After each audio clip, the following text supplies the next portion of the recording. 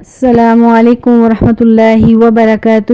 اعوذ باللہ السمیع العلیم من الشیطان الرجیم، بسم اللہ الرحمن الرحیم۔ رب اشرح لی صدری ویسر لی امری واحلل عقدۃ من لسانی یفقہوا قولی۔ اللہم رب زدنی علما، اللہم رب زدنی علما، اللہم رب زدنی علما۔ اللہم فقہنا فی الدین، اللہم فقہنا فی الدین، اللہم فقہنا فی الدین۔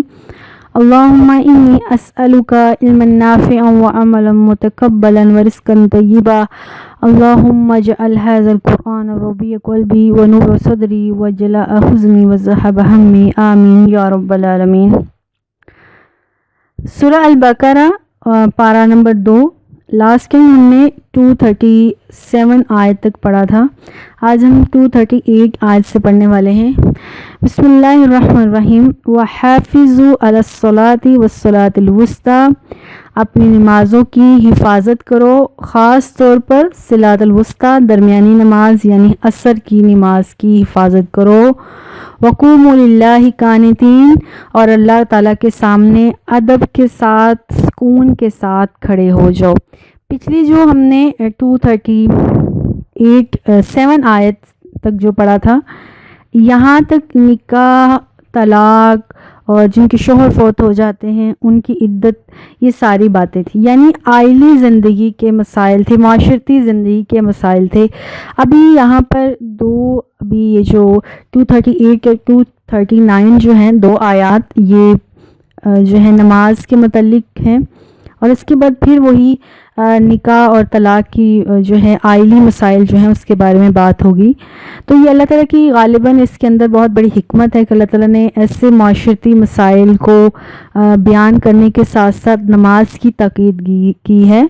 شاید کہ یہ جو آئلی اور معاشرتی مسائل ہیں اس کو بہت اچھے طریقے سے بخوبی سر انجام دینے کے لیے جس تقویٰ کی ضرورت تھی، نماز اس سلسلہ میں ایک بہت مؤثر کردار ادا کر سکتی ہے۔ اس لیے اللہ تعالیٰ نے نمازوں کی حفاظت اور ہر نماز کو اس کے وقت پر پوری جو ہے وہ شرائط اور پورے آداب کے ساتھ ادا کرنے کے بارے میں تاکید کی ہے۔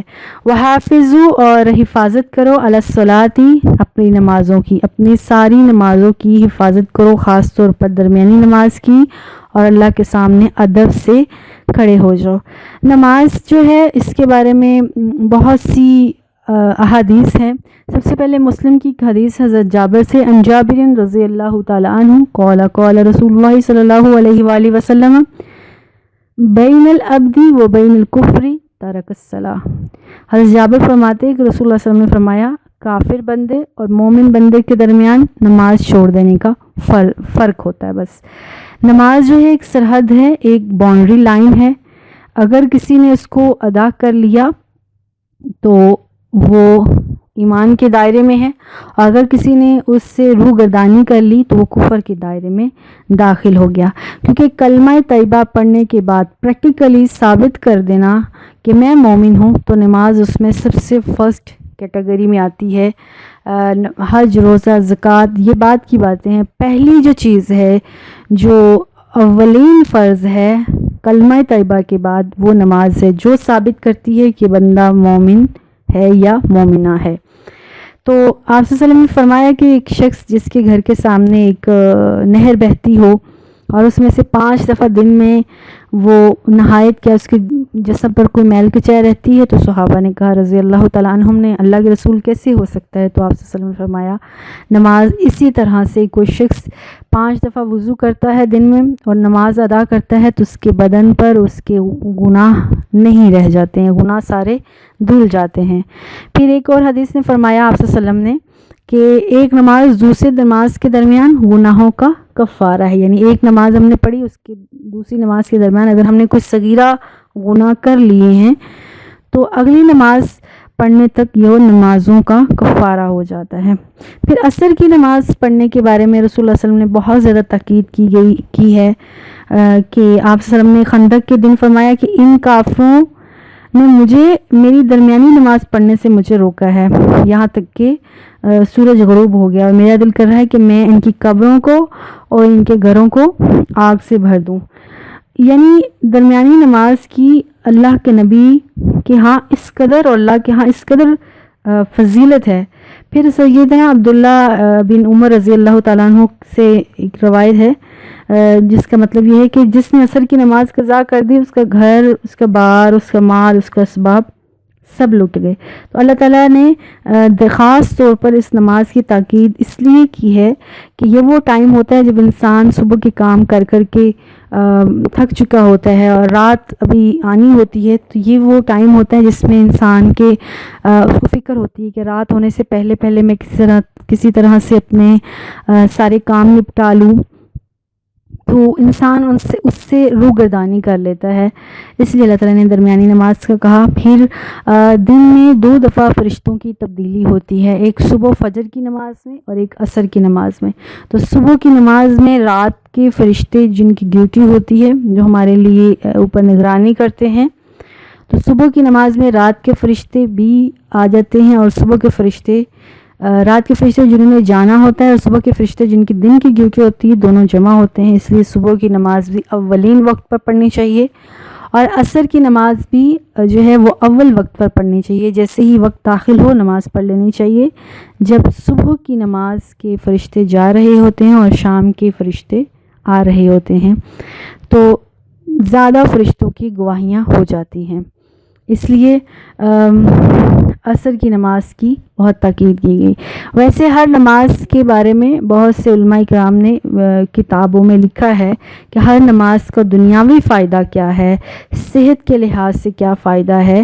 تو وہ ایک الگ ٹاپک ہے کہ دنیاوی فائدہ کیا ہے، جبکہ اللہ نے جو ہمیں حکم دیا ہے کہ اس کو کرنا ہے تو وہ کرنا ہی ہے. وقوموا للہ قانتین، اور اللہ کے سامنے ہمیں باادب، عاجزی اور انکساری کے ساتھ کھڑا ہونا چاہیے. ہم اکثر ایک لفظ بولتے ہیں جو ہے نماز کو خشوع اور خضوع کے ساتھ پڑھنا چاہیے. تو خشوع کا مطلب ہوتا ہے پوری دھیان سے، انہماک سے قرآن کی جو اندر ہم نے پڑھنا ہے، نماز کے اندر جو قرآن کی آیات پڑھنی ہے، یا جو ہم رکوع اور سجدے کے اندر جو دعائیں پڑھتے ہیں، ان دعاؤں کو دھیان سے پڑھنا، یعنی ہمیں پتہ ہو، ہمیں اس کا ترجمہ آتا ہو، ہم لوگ کیا پڑھ رہے ہیں، تو اس چیز کے اوپر نظر رکھنا.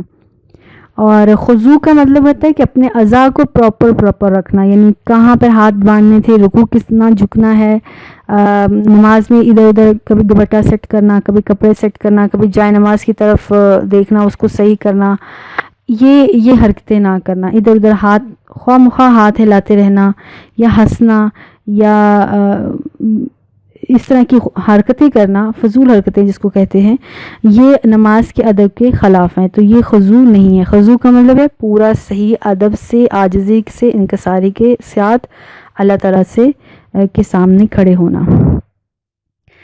تو حضرت زید بن ارقم رضی اللہ تعالیٰ عنہ سے روایت ہے کہ ہم نماز میں اکثر باتیں کر لیا کرتے تھے. تب یہ آیت نازل ہوئی تھی کہ نماز میں جو ہے وہ حرکتیں نہیں کیا کرو، بلکہ پورے ادب کے ساتھ نماز میں خاموشی کے ساتھ کھڑے ہوا کرو.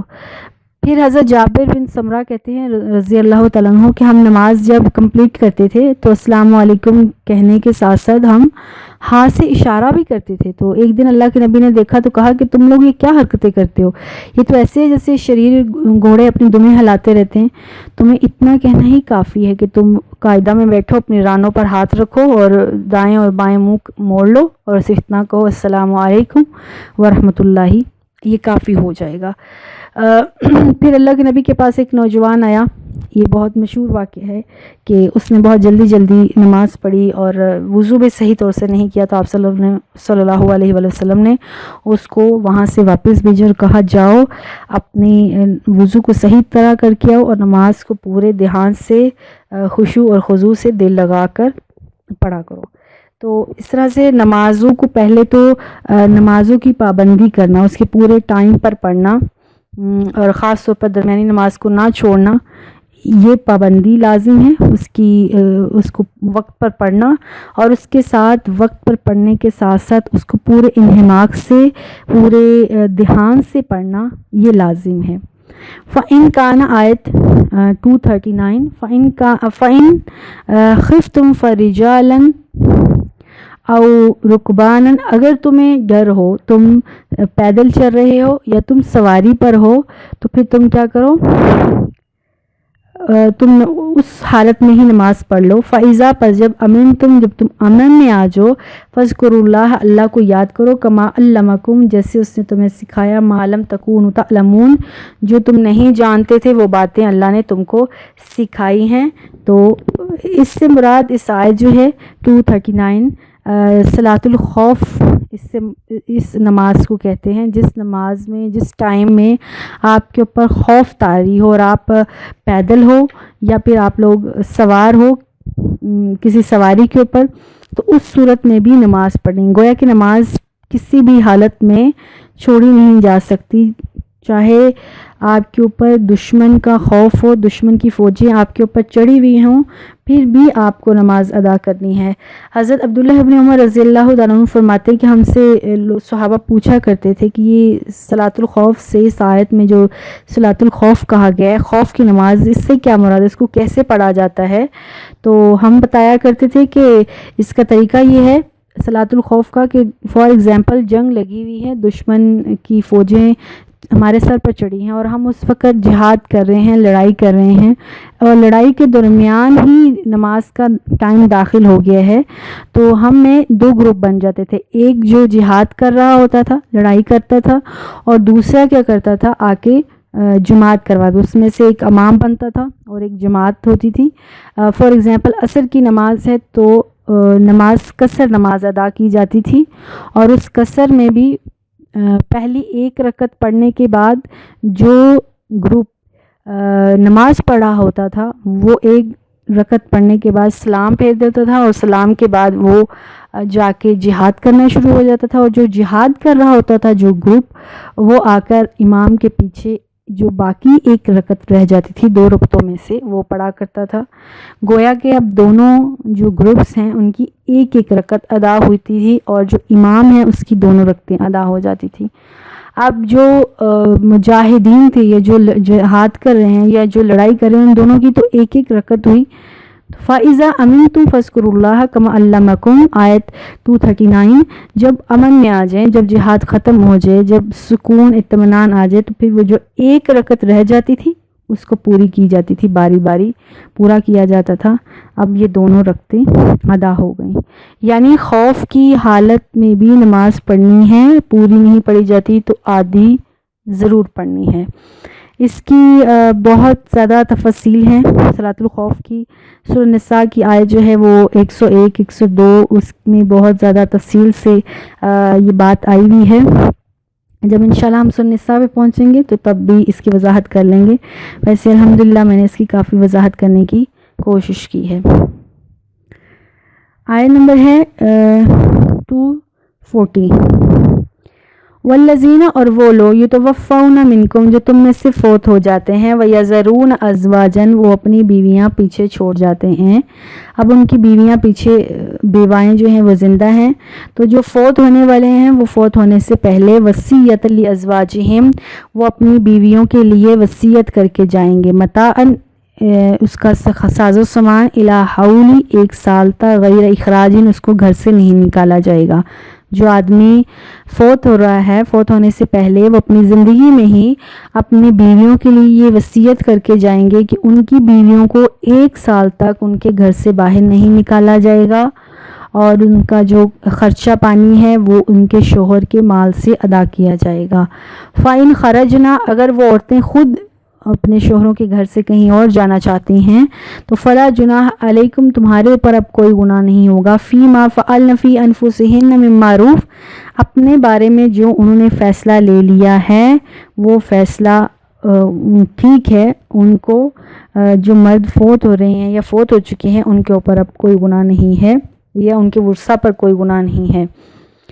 پہلے جو ہے یہ آیت جو ابھی یہ آیت پڑھیں گے اور اس سے اگلی جو آیت پڑھیں گے یہ آیت جو ہے یہ منسوخ ہو چکی ہے. آگے سورہ النساء میں سورہ نساء کی 11 اور 12 آیات اور آگے سورہ پوری نساء میں جو ہے بہت تفصیل سے ہے, یہاں تک کہ اس صورت میں بھی آگے جو ہے وہ اللہ تعالیٰ نے بات کر دی ہوئی ہے. تو یہ جب ابھی ابتدائے اسلام کا زمانہ تھا, جب شروع میں, کیونکہ مدینے میں جانے کے بعد پہلی جو صورت مدنی ہے وہ یہ سورہ البقرہ ہے۔ تو شروع میں اسلام کے شروع میں یہ اللہ نے حکم دیا تھا جو مرنے والے ہیں ان کو کہ اپنے ورثاء کے بارے میں نصیحت کر جائیں کہ 1 سال تک اس کی بیوی اس کے گھر میں رہے گی، اور بیوی کا جو خرچہ پانی ہے بیوی کے شوہر پر یا اس کی جو جائیداد وہ چھوڑ گیا ہے اس کے اندر سے اس کا گزارا کروایا جائے گا اس کو، بعد میں وہ آزاد ہوگی۔ تو بعد میں یہ حکم نازل ہو گیا تھا کہ بیوی کی عدت جو ہے وہ 4 ماہ 10 دن ہے۔ اب وہ اپنی بیوی جو ہے جس کا شوہر فوت ہو گیا ہے اس کی عدت 4 ماہ 10 دن کے ساتھ ساتھ وہ اپنے شوہر کے جو چھوڑے ہوئے مال میں سے اس کی وراثت میں سے حصہ دار ہے۔ لیکن شروع کی آیت میں اس کو حصہ نہیں دیا جاتا تھا۔ شروع کے جب اسلام کا شروع تھا تو اس وقت بیوی کی جو عدت تھی وہ بھی 1 سال تھی، اور اس کے ساتھ ساتھ اس کو شوہر کے گھر میں 1 سال کے اندر اندر جو رہنا ہے وہی کھانے پینے کا، لباس کا، بس وہی ذمہ داری ہوتی تھی۔ یا پھر شوہر اپنی بیوی کے بارے میں کوئی وصیت کر جاتا کہ میری بیوی کو اتنا حصہ میری جائیداد میں سے دیا جائے گا، اس صورت میں ملتا تھا، ورنہ بیوی کی شوہر کی جائیداد میں سے کوئی ترکہ کوئی حصہ مقرر نہیں تھا۔ یہ بعد میں مقرر ہوئے، یہ بعد کی آیات اتری۔ پہلے شروع میں جو پہلی آیات نازل ہوئی تھی وہ یہی تھی کہ کوئی شوہر فوت ہو جاتا ہے تو وہ وصیت کر کے جائے گا اپنی بیوی کے بارے میں کہ میری بیوی کو اتنا مال ملے گا میری جائیداد میں سے، اور وصیت لازواج متاعا الی حول غیر اخراج، اور وہ بیوی اپنے شوہر کے گھر میں پورا 1 سال رہے گی، اس کا کھانے پینے کا، لباس کا خرچہ شوہر کے مال سے پورا کیا جائے گا۔ ہاں کوئی بیوی سال سے پہلے ہی شوہر کے گھر کو چھوڑ کر اپنے پیرنٹس کے گھر یا کہیں اور جانا چاہتی ہے تو وہ جا سکتی تھی۔ وَلِلْمُطَلَّقَاتِ مَتَاعٌ بِالْمَعْرُوفِ، اور اسی طرح عورتوں کو بھی جب تم رخصت کرنے لگو تو کچھ دے دلا کر رخصت کیا کرو، حقاً علی المتقین، یہ متقیوں پر حق ہے۔ یہ آیت پیچھے بھی ہم پڑھ کے آ چکے ہیں 232 میں کہ جب عورتوں کو رخصت ڈائیورس دیتے وقت رخصت کرو، گھر سے بھیجو، تو اس وقت عورت کو کچھ نہ کچھ گفٹ یا کوئی پیسے یا کچھ چیزیں دو۔ یہاں تک کہ ہم نے یہ بھی پڑھا کہ جو شوہر نے بیوی کو حق مہر دیا تھا وہ اس کا حق مہر بھی واپس نہیں لے سکتا، جو زیورات یا جو زندگی میں اس کو لباس یا جو کوئی پیسے یا جو کوئی بینک بیلنس دیا تھا وہ بھی شوہر بیوی سے واپس نہیں لے سکتا۔ یہ باتیں ہم پہلے پڑھ چکے ہیں، لیکن یہ اب اللہ تعالیٰ نے یہاں دوبارہ رپیٹ کیا۔ یہ قرآن کا اسلوب بیان ہے، یہ قرآن میں اللہ تعالیٰ کا بیان کرنے کا ایک طریقہ کار ہے۔ جیسے ہم نے پہلے پارے میں پڑھا تھا کہ 5ویں رکوع سے لے کر 14ویں رکوع تک جو ہے وہ بنی اسرائیل کا سارا اللہ تعالیٰ نے قصہ بیان کیا تھا۔ تو یہ اللہ تعالیٰ کا طریقہ کار ہے، جیسے جیسے ہم پڑھتے جائیں گے ہمیں یہ بات سمجھ میں آئے گی کہ جس آیت سے اللہ تعالیٰ کسی بات کو، کسی ٹاپک کو شروع کرتے ہیں، جب وہ بات کمپلیٹ ہو جاتی ہے تو پھر دوبارہ اس کو ہی ریوائز کیا جاتا ہے ایک دفعہ۔ جیسے بنی اسرائیل کا قصہ 5 رکوع سے شروع کیا تھا اور 14 رکوع تک آیا، تو جو پہلی آیت اور پہلی 1-2 آیتوں میں اللہ تعالیٰ نے باتیں کی تھیں، جب وہ سارا بنی اسرائیل کا واقعہ کمپلیٹ ہو گیا، سارے ان کے بارے میں باتیں کر لی، لاسٹ میں جب 14 رکوع کمپلیٹ ہو رہا تھا تو وہی آیت سیم اور وہی احکامات اللہ تعالیٰ نے دوبارہ رپیٹ کیے تھے۔ یہاں پر بھی جب باتیں طلاق کی شروع ہوئی تھی اور طلاق کے بارے میں جو باتیں تھیں اور جو بیوہ کے بارے میں باتیں تھیں، وہ باتوں کو اللہ تعالیٰ دوبارہ رپیٹ کر رہا ہے آیت 241 اور 242 میں کہ متعلقہ جو ہوتے ہیں جن کی طلاق ہو چکی ہے ان کو ان کے شوہر کچھ دے دلا کر رخصت کریں گے۔ ایک دفعہ اللہ تعالیٰ ریوائز کر رہے ہیں وہ بات، یہ حق ہے، یہ لازم ہے کن پر؟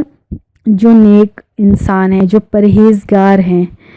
کذالک یبین اللہ تعالیٰ اسی طرح سے واضح کرتا ہے لکم آیاتی ہی، تمہارے اوپر اپنی آیات کو، لعلکم تعقلون، تاکہ تمہیں سمجھ بوجھ آ جائے۔ اللہ تعالیٰ اسی انداز سے اپنے احکامات کو صاف صاف بیان کرتا ہے، امید کرتا ہے، اللہ یہ چاہتا ہے کہ تم سمجھ بوجھ سے کام لو، جس طرح سے اللہ نے جو فیصلہ، جو باتیں تمہیں اس پورے پچھلے رکوع میں کہی ہیں، پوری چند آیات میں کہی ہیں کہ بیوہ کے ساتھ یہ سلوک کرنا ہے، متعلقہ کے ساتھ یہ سلوک کرنا ہے، ان کو اس طرح سے ان کے ساتھ زندگی گزارنی ہے بیویوں کے ساتھ، اور جب ان کے ساتھ بن نہیں پڑ رہی اب تمہیں انہیں طلاق دینی ہے تو طلاق کس طرح سے دینی ہے، یہ سارے طریقے اللہ سبحانہ و تعالیٰ نے ہمیں اچھے طرح سے بتائے ہیں۔